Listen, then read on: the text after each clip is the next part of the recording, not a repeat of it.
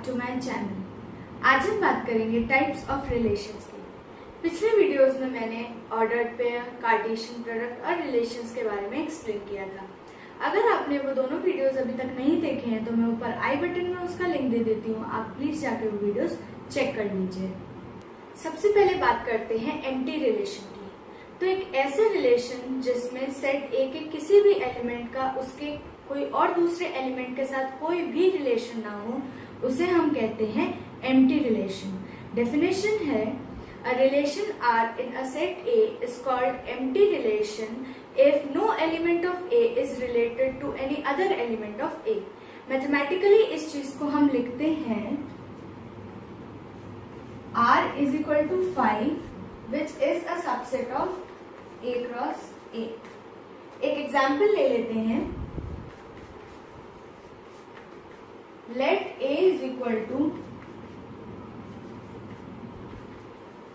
3, 4, 5, 6 and let R be a relation defined by A comma B such that A plus B is equal to 3 and A comma B belongs to A। हमने ये relation define कर लिया है। अब हम यहाँ पे clearly देख सकते हैं कि अगर हम A और B कोई भी दो एलिमेंट्स यहाँ से ले लें, किसी को भी A सपोज कर लें, किसी को भी B सपोज कर लें, तो हमें उनका सम कभी भी 3 नहीं मिल सकता है। इसका मतलब है कि जो हमारा R है यहाँ पर वो एक एम्प्टी रिलेशन है। अब बात करते हैं यूनिवर्सल रिलेशन की। तो एक ऐसे रिलेशन जिसमें A का हर एलिमेंट A के बाकी सारे एलिमेंट्स के साथ रिलेटेड हो, उसे हम यूनिवर्सल रिलेशन कहते हैं। Definition है, a relation R in a set A is called universal relation if each element of A is related to every element of A। Mathematically इस चीज को हम लिखते हैं R is equal to A cross A। एक example ले लेते हैं। सपोज हमारा सेट A यही है, लेकिन हम दूसरा रिलेशन डिफाइन कर रहे हैं R डैश, जो कि है A comma B such that A plus B greater than equal to 0। तो यहाँ पर हम A के जितने भी एलिमेंट्स का कॉम्बिनेशन बना लें, A के मतलब A और B कुछ भी एज्यूम कर लें यहाँ से, और जितने भी पॉसिबल कॉम्बिनेशंस बन सकते हो उन सब के लिए हम देख सकते हैं कि A plus B greater than equal to 0 है। इसका मतलब है कि R पूरा A क्रॉस A सेट के बराबर हो जाएगा। इसका मतलब है हमारा जो रिलेशन R डैश है वो एक यूनिवर्सल रिलेशन है। अब हम बात करते हैं एक ऐसे इंपॉर्टेंट रिलेशन की जो मैथमेटिक्स में एक बहुत सिग्निफिकेंट रोल प्ले करता है। उसका नाम है equivalence relation. But equivalence relation पढ़ने से पहले हमें 3 टाइप्स ऑफ रिलेशंस पढ़ना जरूरी है। वो है reflexive relation, symmetric relation and transitive relation. सबसे पहले बात करते हैं रिफ्लेक्सिव रिलेशन की। तो एक रिलेशन R को हम रिफ्लेक्सिव रिलेशन तब कहते हैं जब सेट A का कोई भी एलिमेंट A ले लें हम, तो वो खुद के साथ रिलेटेड हो। मतलब मैथमेटिकली हम लिखते हैं A comma A belongs to R for all A belongs to A। A वो सेट है जिस पे हम रिलेशन R को डिफाइन कर रहे हैं। एक एग्जाम्पल ले लेते हैं। हम सेट ऑफ ऑल इंटीजर्स ले लेते हैं जिसे Z से डिनोट किया जाता है, और उस पे एक रिलेशन R डिफाइन कर रहे हैं। R is equal to A comma B such that A minus B is an integer।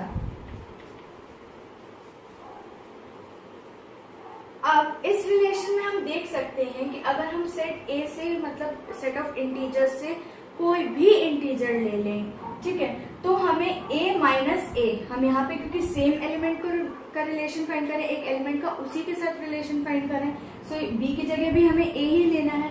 मतलब हमें A माइनस A चाहिए और A माइनस A हो जाएगा 0, जो कि एक इंटीजर है। मतलब अगर हम कोई भी इंटीजर ले रहे हैं सेट ऑफ इंटीजर्स में से, तो हमें 0 मिल रहा है एज आर आंसर, जो कि खुद भी एक इंटीजर है। इसका मतलब है कि R एक रिफ्लेक्सिव रिलेशन है। अब बात करते हैं सिमेट्रिक रिलेशन की। तो एक रिलेशन R को हम सिमेट्रिक तब कहते हैं जब A, B belongs to R imply कर रहा हो B comma A belongs to R, where all A comma B belongs to A. एक जो सेट है जिसमें हम रिलेशन डिफाइन कर रहे हैं. अब यहाँ पे भी हम वही एग्जांपल ले लेते हैं, Z ले लेते हैं सेट ऑफ इंटीजर्स और हमारा रिलेशन ले लेते हैं A minus B is an integer.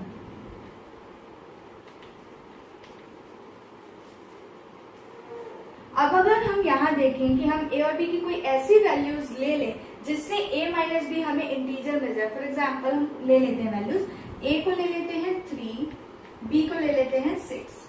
So A minus B means 3 minus 6 which is -3. -3 is an integer. मतलब हमने A और B की ऐसी वैल्यूज चूज की हैं जिसके लिए हमें A माइनस बी एक इंटीजर मिल रहा है. अब हम फाइंड आउट करते हैं कि क्या B माइनस ए भी एक इंटीजर है. So we find out B minus A. B minus A हो गया 6 minus 3 which is equal to 3 and 3 is also an integer. इसका मतलब है कि A comma B belongs to R and B comma A also belongs to R. और ये चीज हमें A comma B belongs to R से ही मिल रही है. Means A comma B belongs to R implies B comma A belongs to R. इसका मतलब है कि R एक सिमेट्रिक रिलेशन है. हम A और B की जगह कोई और डिफरेंट वैल्यूज भी अज्यूम कर सकते हैं. आप चेक करके देख लीजिए. आप सेट Z में से, सेट ऑफ ऑल इंटीजर्स में से जितनी भी वैल्यूज ट्राई करेंगे सबके लिए आपको ये ट्रू मिलेगा. इसलिए हम कह सकते हैं कि हमारा जो रिलेशन R है वो एक सिमेट्रिक रिलेशन है.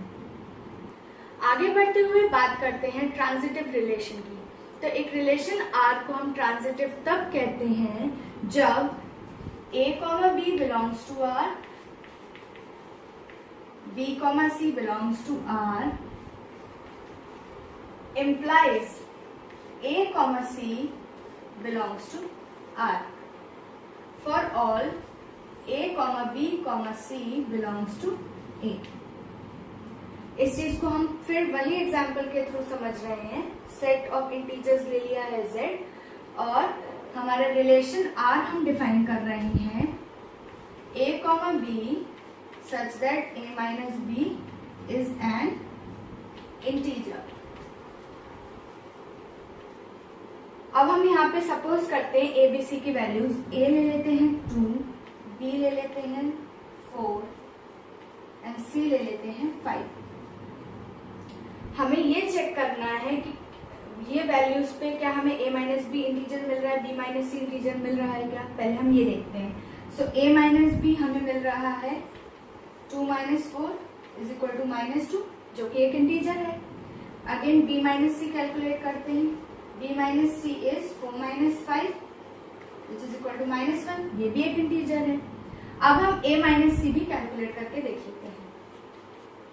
A minus C means 2 minus 5. This is -3. -3 is also an integer.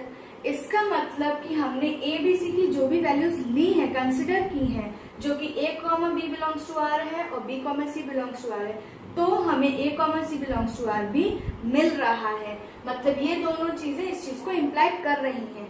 हम A, B, C की जगह कोई भी वैल्यूज ले लें, ये पूरा हमारा जो डिफाइंड है ये चीज, वो चीज करेक्ट हो रही है. इसका मतलब है कि जो R हमने लिया है वो एक ट्रांजिटिव रिलेशन है. अब हम बात करते हैं इक्विवेलेंस रिलेशन की. तो एक रिलेशन R जो कि रिफ्लेक्सिव, सिमेट्रिक और ट्रांजिटिव तीनों हो, उसे हम इक्विवेलेंस रिलेशन कहते हैं. एग्जाम्पल के तौर पे अभी हम देख रहे थे कि हमने जो रिलेशन R कंसिडर किया था A, B such that A minus B is an integer. हमने ये रिलेशन सेट ऑफ इंटीजर्स पे डिफाइन किया हुआ है और हमने ये देखा कि ये रिलेशन रिफ्लेक्सिव भी था, सिमेट्रिक भी था और ट्रांजिटिव भी था. इसका मतलब है कि R हमारा एक इक्विवेलेंस रिलेशन है. आज की वीडियो में बस इतना ही.